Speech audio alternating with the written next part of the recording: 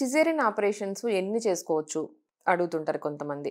I'm doctor Neeraja, fertility specialist from Hyderabad. So మనం fixed number 1 చేసుకోవచ్చు, 2 చేసుకోవచ్చు, 5 చేసుకోవచ్చు అని ఫిక్స్డ్ నెంబర్స్లో చెప్పలేము. ఎందుకంటే అసలు ఫస్ట్ సిజేరియన్ ఎందుకు చేశారు, అప్పుడు పేషెంట్ కండిషన్ ఎలా ఉంది, ఒక సిజేరియన్కి ఇంకో సిజేరియన్కి ఎంత గ్యాప్ ఉంది. సో జనరల్గా మనం సిజేరియన్ ఒకటి తర్వాత రెండో సిజేరియన్కి 2 years, almost 18 months to 24 months gap ఇమ్మంటాం.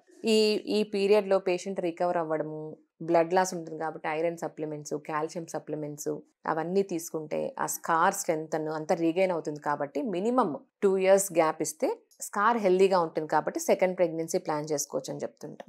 So ఎంత గ్యాప్ ఉంది ఒక సిజేరియన్కి ఒక సిజేరియన్కి? సో ఫస్ట్ సిజేరియన్ అప్పుడు పేషెంట్ జనరల్ కండిషన్ ఎలా ఉంది, ఇన్ఫెక్షన్ ఏమన్నా వచ్చిందా, అప్పుడు బ్లడ్ ట్రాన్స్ఫ్యూషన్స్ ఏమన్నా పెట్టారా, బ్లడ్ లాస్ ఉందా, పేషెంట్ జనరల్ కండిషన్ ఏంటి, before caesarean after caesarean patient ఎలా ఉంది. సో ఇవన్నీ ఇంపార్టెంట్. అండ్ ఇంకొకటి మెయిన్ ఇంపార్టెంట్ ఏంటంటే కొంతమంది పేషెంట్స్కి అడెహేషన్స్ అంటారు, అంటే ప్రతి ఆపరేషన్ తర్వాత అతుకులు వచ్చేస్తూ ఉంటాయన్నమాట. సో దానివల్ల సిజేరియన్స్ కానీ ఎనీ సర్జరీస్ లిమిట్ చేసుకోవాల్సి వస్తుంది.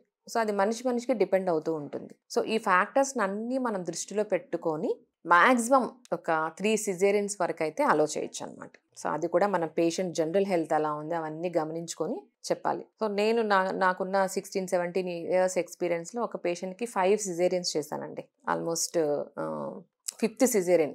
సో ఆల్మోస్ట్ బ్లడ్ రెడీగా పెట్టుకున్నాము, పేషెంట్ హై రిస్క్ చెప్పాము. సో ఆపరేషన్ చేసేటప్పుడు అసలు అడెహేషన్సే లేవన్నమాట, హెల్దీగా ఉంది, జస్ట్ సమ్ మైన్యూట్ అడెహేషన్స్ ఉన్నాయి. సో అలా అని అందరికీ అలాగే ఉంటుందని చెప్పలేము. సో ఆ పేషెంట్కి అడెహేషన్ టెండెన్సీ లేదు. సో 5th సిజేరియన్ అయినా కూడా 2nd సిజేరియన్ 3rd సిజేరియన్ చేసినట్టుంది. కాకపోతే మనము హై రిస్క్ ఫ్యాక్టర్స్ చెప్తాము అండ్ బ్లడ్ అన్నీ మనము మామూలు 5th సిజేరియన్కి ఏమేమి రెడీగా ఉంచుకోవాలో అన్నీ మనం రెడీగా ఉంచుకొని విల్ గో అహెడ్ అనమాట. సో లక్కీగా ఆ పేషెంట్కి ఏమీ అవ్వలేదు. సో సక్సెస్ఫుల్గా అయిపోయింది.